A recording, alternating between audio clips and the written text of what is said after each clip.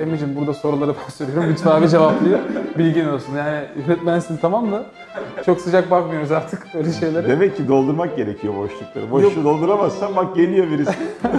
Eskiden Lütfü abi kameranın arkasında duruyordu Emin. Şimdi biraz yaklaştı size doğru. Yani bir yakında kameranın önüne geçecek. Merhabalar Lütfü abi. Merhaba Salih'ciğim. Yaz geldi, havalar ısındı. Nasıl bir program var mı yazıla ilgili? Yazla alakalı programlarımız var ama artık evliyiz abi. Kafamıza göre program kişilik yapamıyoruz. program Çift kişilik program yapıyoruz. Tamam güzel.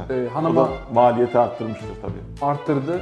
Ucuz yollu tatilleri tercih ediyoruz artık. Bir de tatil değil, tadildeyiz abi. Biz her zaman. O yüzden- güzel. Hadi bakalım. o yüzden- Sloganlarla yaşamaya başlamışsak artık bundan sonra iflah olmayız yani. Şimdi tatil dönemlerinde özellikle work and travel olsun ya da başka üniversite faaliyetleri, arkadaşlar, öğrenci arkadaşların yurt dışına çıktıklarını görüyoruz. Buna nasıl yorumluyorsunuz bu kadar artmasını? Gençler tabii gezecekler, gezmeyi seviyorlar. Seyahatte zaten şifa da var.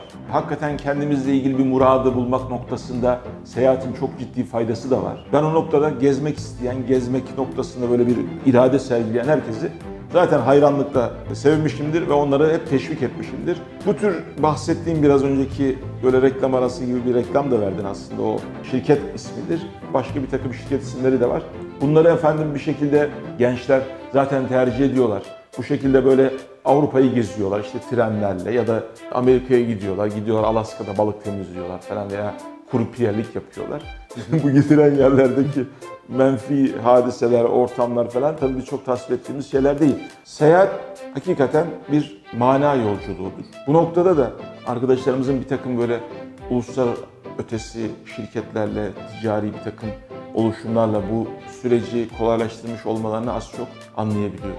Ama elin Amerikalısının, elin efendim Avrupalısının bizi ucuz iş gücü olarak kullanmasına da fırsat vermemeliyiz. Alaska'da gidip balık temizlemek heyecan verici olabilir. Ama oradaki böyle birkaç kapitalist kompradorun işte efendim ucuz iş gücü olarak biz kullanılacaksak o bizim için iyi bir şey olmayabilir. Milletimiz var, onurumuz var, şerefimiz var, haysiyetimiz var.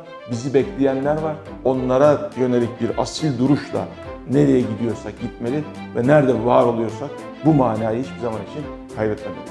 Peki nasıl gideceğiz? Yani yurt dışı Amerika'ya gitmek isteyen bir arkadaş hem maddi anlamda sıkıntı yaşıyor hem de oraya gitmek istiyor. Başka çözüm bulamıyor, alternatif bulamıyor yani. Orada bulaşık yıkaması lazım aslında. Ne Ya yapabilir? imkan dediğin şey imandan önce değildir Salihciğim. İman varsa imkan da vardır.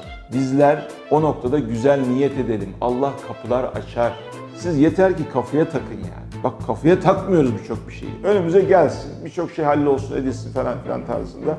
Maalesef potansiyelimizin de farkında değiliz. Etrafımızdaki imkanların da farkında değiliz.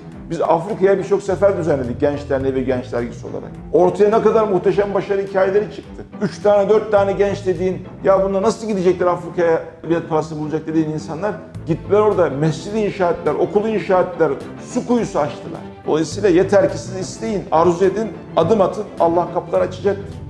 Eyvallah. Zaten seferin bizatihi anlamı da budur. Sen niyet edip de adımını attıktan sonra ortaya çıkacak olanı seyredeceksin bir hayranlıkla ve gerçekten orada işte imanın artacak, gönlündeki o şevkin artacak ve dönüşte zenginleşmiş olarak döneceksin. Eyvallah. Teşekkür ederiz abi. Ben teşekkür ederim.